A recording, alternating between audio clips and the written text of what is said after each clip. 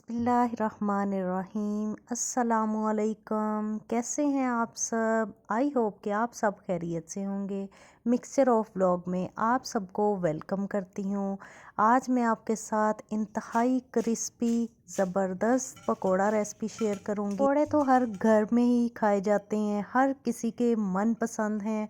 पालक पकोड़े, मेथी पकोड़े, लेकिन जो मैं आपके साथ रेसिपी शेयर करूँगी उसको बहुत ध्यान से देखिएगा।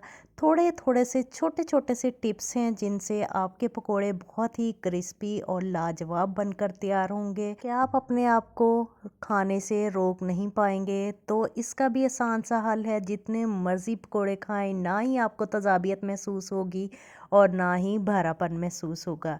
तो जी रेसिपी शुरू करते हैं। इधर मैंने एक अदद आलू जो है वो देखें लंबे लंबे स्लाइसिस में बारीक काट लिए है। नोकदार और क्रिस्पी पकोड़े बनाने के लिए आलूओं को इस शेप में काटना ज़रूरी है, और साथ ही हमने प्याज को भी स्लाइसिस में ही काटना है। और इधर मैं मेथी का इस्तेमाल कर रही हूँ।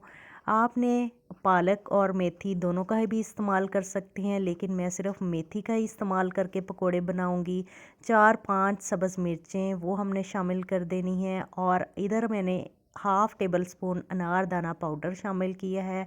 और तज़ाबियत को ख़त्म करने के लिए मैंने 2 चुटकी अजवाइन को मसल कर वो डाल दिया है। और साथ ही 1 टीस्पून मैंने इसमें साबुत ज़ीरा उसको हथेली पे मसल कर उसको साबुत ही डाल दिया है।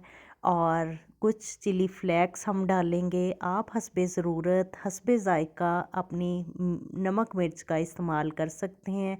और इधर खुशक धनिया जो है साबुत हमने लिया है और इसको हमने हथेली पर मसल कर ही डालना है, ताकि ये 2 हिस्सों में हो जाए और इसकी बड़ी ही ज़बरदस्त खुशबू आ रही है। 1 टीस्पून इसमें नमक डालेंगे और हाफ़ टी स्पून इसमें सुर्ख मिर्च पाउडर डालेंगे, क्योंकि हमने सब्ज़ मिर्च कटी हुई का भी इस्तेमाल किया है, या आप हस्बे ज़ायका भी इसमें इस्तेमाल कर सकते हैं। गरम मसाला पाउडर हाफ़ टी स्पून इस्तेमाल करेंगे और 1 से 1.5 कप इसमें बेसन जाएगा। तो बेसन जो है वो बहुत अच्छा होना चाहिए। इसका भी डिपेंड बहुत करता है कि आपके पकोड़े कितने ही लजीज और शानदार बनेंगे।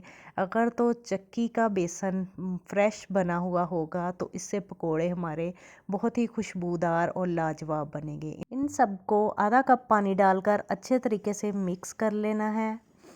और फिर हमने इसको फ्राई करना है। फ्राई करने के लिए कुकिंग ऑयल को बहुत अच्छे तरीके से पहले गरम कर लें और फिर फ्लेम को लो कर दें, और स्टेप बाय स्टेप इसमें पकोड़े डालते जाएंगे। एक एक चम्मच भरकर हमने डालते जाना है। सबसे अहम स्टेप कि हमने इसको मीडियम फ्लेम पर फ्राई करना है। एक तरफ से जब ये फ्राई हो जाएं, जब थोड़ा सा इनका कलर चेंज हो जाए तो हम इनको दूसरी साइड इनकी टर्न कर देंगे। इसके बाद हम इसको हल्का हल्का सा चम्मच की मदद से ही प्रेस करेंगे, ताकि इसके अंदर से अच्छे तरीके से ये फ्राई हो जाएं। इस तरीके से हम इनको दबाते जाएंगे, हल्का हल्का प्रेस करेंगे, ताकि जो अंदर से है पकोड़ा वो कच्चा ना रहे। और तमाम पकोड़े बनकर बहुत ज़बरदस्त गोल्डन कलर के हो जाएं। तो इस तरीके से हमने अपने सारे पकोड़े ही फ्राई कर लेने हैं। इसी दौरान आपसे रिक्वेस्ट करती हूँ कि अगर आप मेरे चैनल पर नए हैं तो मेरे चैनल को सब्सक्राइब कर लें। अगर आपको वीडियो अच्छी लग रही है तो इसको लाइक और शेयर करना ना भूलिएगा। पकोड़े देखकर किस किस के मुंह में पानी आ रहा है। और हाँ, ये तो बता दें कि पकोड़ों को इंग्लिश में क्या कहते हैं।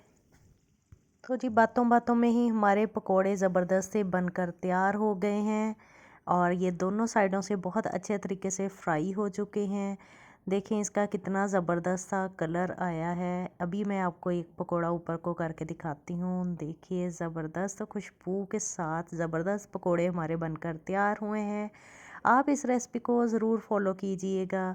वीडियो अच्छी लगे तो लाइक और शेयर कर दिया करें। आपकी सपोर्ट और प्यार भरे कमेंट्स का बहुत बहुत शुक्रिया।